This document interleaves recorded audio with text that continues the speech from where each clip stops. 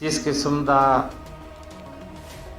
जबर जुलम अत्याचार गुरु अर्जन देव पातशाह जी ते होया ते उस तो बाद गुरु हरगोबिंद पातशाह जी ने मनुखी अधिकारां दी राखी लई एक तख्त की सिरजना कर दी। लेकिन बदकिस्मती है कि अज संसार पद्धर ते मनुखी अधिकारां की गल हो रही है, उन्होंने बचाने के यतन किए जा रहे हैं, वो तख्त खामोश है। और इस मुल्क में संविधान भी कोई नहीं। जिस पासे 250 तो वध लोग बैठ के अपनी राय का प्रगटावा कर दें, संविधान खत्म हो जाते। ये बहु गिणती की सोच घट गिणती लोगों प्रति फिरकू हो जाए तो फिर इस तो माड़ा राज दुनिया में लोक राज किते नहीं हो सकता। दुखी अधिकारां लई चिंतित ਅਤੇ कुछ कर सकण दे यत्नां नाल विचार करन आए सत्कारयोग सज्जनों, बुलाओ फतेह। वाहिगुरू जी का खालसा, वाहिगुरू जी की फतेह। मैं जदों मनुखी अधिकारां दी ये दास्तान स्टेज ते बैठा सुन रहा सी, मैनू एक गल का बहुत अफसोस ते दुख हो रहा सी। ये दुनिया में शायद जिन्नी घट गिणती च असीं हां, जिस किस्म का जबर जुलम अत्याचार गुरु अर्जन देव पातशाह जी ते होया ते उस तो बाद गुरु हरगोबिंद पातशाह जी ने मनुखी अधिकारां लई, खालसा पंथ लई और घट गिणती लोगों की मनुखी अधिकारां की राखी लई एक तख्त की सिरजना कर दी, जिन्हों श्री अकाल तख्त साहब का नाम दिता गया।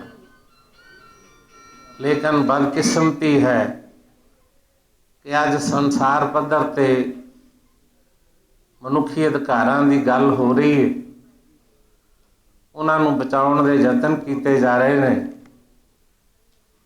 वो तख्त खामोश है। उस तख्त तो आवाज़ नहीं आ रही, वो तख्त तो कोई सेध नहीं मिल रही। ये मैनू सब तो वध अफसोस ते गिला भी है। दूसरी गल, बहुत गल्लां हो चुकियां, मैं उहदे तफसील च नहीं जाना चाहता। इस मुल्क दे अंदर कोई कानून नहीं है। एक जज की जजमेंट है, वकील साहबान स्टेज ते सुभाएमान ने जिहो जिहा वकील सोचता है उहो जिहा वो फैसला दे दिंदा है। वो फैसला ही भविख विच कानून बन जाता है।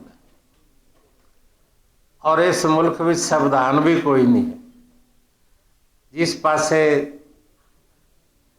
250 तो वध लोग बैठ के अपनी राय का प्रगटावा कर दें, संविधान खत्म हो जाते।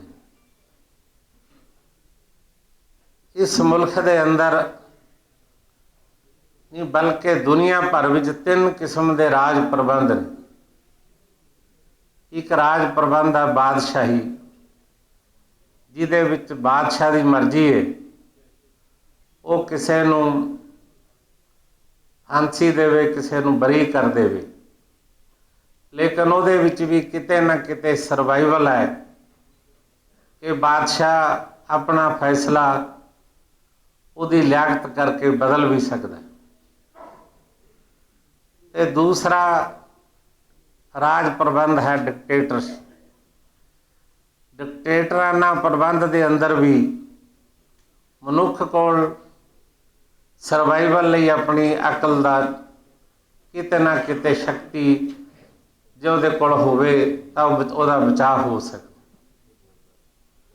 ਤੀਜਾ ਰਾਜ ਪ੍ਰਬੰਧ ਹੈ ਡੈਮੋਕ੍ਰੇਸੀ, ਲੋਕਤੰਤਰ, ਜਿਹਨੂੰ ਭਾਰਤ ਸਾਰੇ ਸੰਸਾਰ ਵਿੱਚ ਇਹ ਕਹਿ ਰਿਹਾ ਹੈ ਕਿ ਅਸੀਂ ਸਾਡੇ ਕੋਲ ਸਭ ਤੋਂ ਵਧੀਆ ਲੋਕਤੰਤਰ ਹੈ। ਲੋਕਤੰਤਰ ਵਧੀਆ ਬਹੁਤ ਹੈ, ਲੇਕਿਨ ਲੋਕਤੰਤਰ ਤੋਂ ਮਾੜਾ ਰਾਜ ਪ੍ਰਬੰਧ ਵੀ ਸੰਸਾਰ ਵਿੱਚ ਕਿਤੇ ਨਹੀਂ। ਜੇ ਬਹੁ ਗਿਣਤੀ ਦੀ ਸੋਚ ਘੱਟ ਗਿਣਤੀ ਲੋਕਾਂ ਪ੍ਰਤੀ ਫਿਰਕੂ ਹੋ ਜਾਵੇ ਤਾਂ ਫਿਰ ਇਸ ਤੋਂ ਮਾੜਾ ਰਾਜ ਦੁਨੀਆ ਵਿੱਚ ਲੋਕ ਰਾਜ ਕਿਤੇ ਨਹੀਂ ਹੋ ਸਕਦਾ।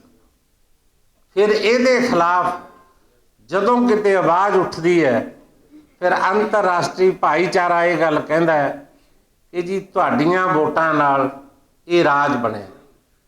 ਅੱਜ ਹਿੰਦੁਸਤਾਨ ਦੀ ਦਸ਼ਾ ਇਸੇ ਕਿਸਮ ਦੀ ਹੈ ਕਿ ਮਾਈਨੋਰਿਟੀ ਜਿਹੜੀ ਹੈ, ਘੱਟ ਗਿਣਤੀ ਜਿਹੜੀ ਹੈ, ਉਹਨਾਂ ਪ੍ਰਤੀ ਹਿੰਦੁਸਤਾਨ ਦੀ ਸੋਚ ਜਿਹੜੀ ਹੈ ਉਹ ਬਹੁ ਗਿਣਤੀ ਘੱਟ ਗਿਣਤੀਆਂ ਪ੍ਰਤੀ ਫਿਰਕੂ ਹੋ ਗਈ। ਪਰ ਬਦਕਿਸਮਤੀ ਇਹ ਕਿ ਖਾਲਸਾ ਪੰਥ, ਜਿਸ ਨੇ ਘੱਟ ਗਿਣਤੀ ਕੌਮਾਂ ਉੱਤੇ ਹੋ ਰਹੇ ਜ਼ਬਰ, ਜ਼ੁਲਮ, ਅਤਿਆਚਾਰ ਦੇ ਖਿਲਾਫ ਆਪਣੀ ਆਵਾਜ਼ ਬੁਲੰਦ ਕਰਨੀ ਸੀ, ਲੜਨਾ ਸੀ, ਅਗਵਾਈ ਕਰਨੀ ਸੀ, ਉਹਦੀ ਖਾਮੋਸ਼ੀ ਖੁਦਕਸ਼ੀ ਵਰਗੀ ਹੈ।